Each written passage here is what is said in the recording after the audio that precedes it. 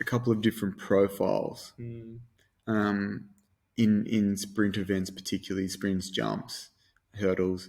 You tend to get the more muscular type, so people who put on muscle easily. If you want to look at the traditional phenotypes, you're looking at someone who's like a mesomorph, compared to someone who's more of like that real ecto sort of greyhound type. And those people tend to use very high limb speeds, and that they have very good ability to control, things like tendon stiffness qualities and elastic function and bouncing.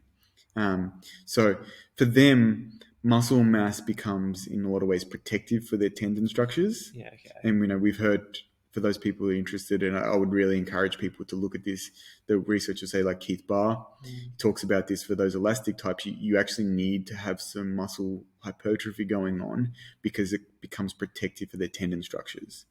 And you think that's more the benefit for them as opposed to their performance? Yes, I think what it does is it allows them to lay Longevity. down, longevity allows them to lay down, say, connective tissue structures. Whereas in the more muscular type, you're always trying to drive them toward more elastic behaviors, right? Because they're usually strong, they're usually powerful, but they actually don't have the contractile speed. They don't hit the ground with the same ground reaction forces. They can, but often, and you find with those ones, they end up having a drop off in their ability to maintain speeds because their elastic function is not the same.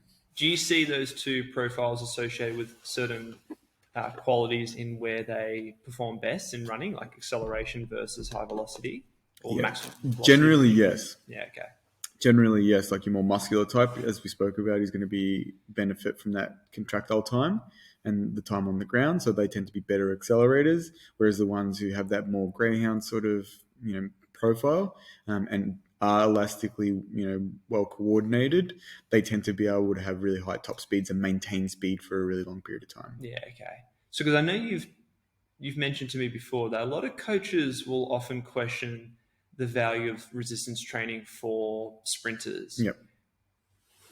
Do you think part of the response or the actual understanding this problem is more based on the profile and whether you're actually using resistance training to enhance performance or actually mitigate injury?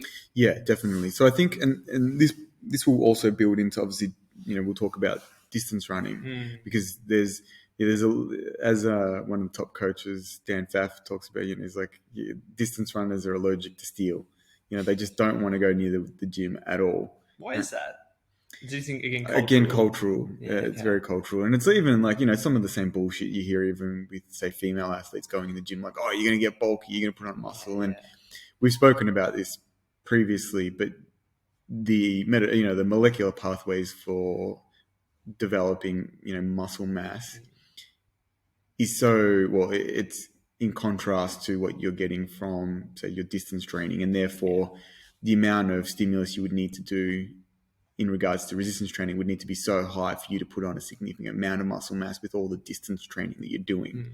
So that's a moot point. But yeah, culturally, there tends to be some issues with